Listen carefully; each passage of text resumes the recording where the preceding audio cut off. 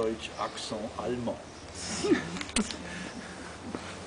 Ich gebe ja Baseldeutsch-Kurs, oder wie da mal wieder gefragt, könnte ich auch mal kommen, weil ich eine deutsche Frau gefragt. Da ich mir lasse, die sprechen so ein perfektes Berliner Deutsch. Pflegen Sie doch das, oder? Abgesehen davon, das sind nicht die Artikel, die ich gebe, dabei bleiben bei seiner eigenen Sprache. Sonst stehen sie nämlich so. Ich bin jetzt doch eine Baslerin geworden und damit eine echte Schweizerin. Und steht mein erste Wiegenau im Norden und hat mein Papa auch einen deutschen Norden. Im Schweizerländle bin ich nunmehr in.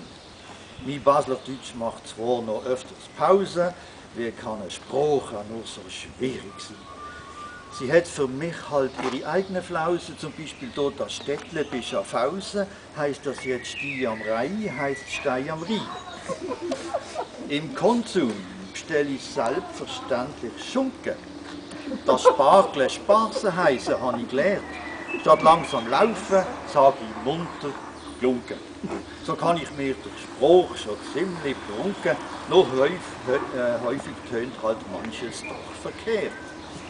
Ich liebe es, mich in der Schweizer Farbe zu kleiden, denn Rot und Weiß, das steht meinem Teint sehr wohl. Und ob es auch aus Wolle gemacht ist oder Seide, mein lieber Gatte mag das beides leiden, auch wenn wir Ferien machen in Tirol. Ins Kunstmuseum gehe ich oft gucken. Kunst und Geschmack sind heutzutage Gewinn.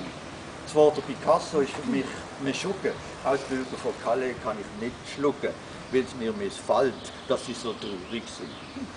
Fahre ich im Porsche, fühle Stolz in Keime, von wegen schweizerischen Führerschein. Und darum stand ich freudig im Geheimen, ich bin jetzt nie anders so daheim, wie jetzt Basel einen Augenblick, Basel am Rhein.